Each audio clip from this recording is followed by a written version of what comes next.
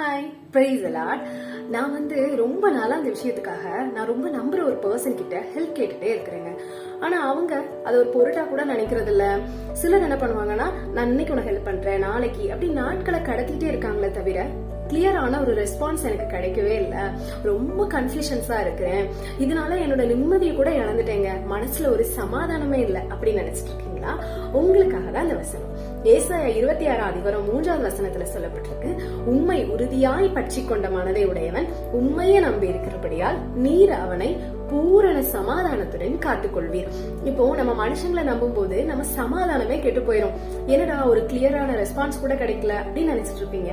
ஆனா ஆண்டவரை நீங்க நம்பும் போது நீங்க நினைக்கிற அந்த பிளெஸிங் மட்டும் கிடைக்கிறது இல்லாம அது கூடவே சேர்ந்து பூரண சமாதானமும் கிடைக்கும்.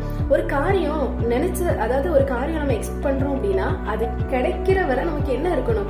ஒரு சமாதானம் இருக்கணும். ஒரு பயத்தோடயே இருந்தோம் அப்படின்னா நம்ம ஹெல்த்தும் பாதிக்கப்படும். அது மட்டும் இல்லாம நம்மளும் ரொம்ப டென்ஷன் ஆகும்போது நம்ம கூட இருக்கிற நம்மளோட ஃபேமிலியும் சஃபர் ஆகுவாங்க.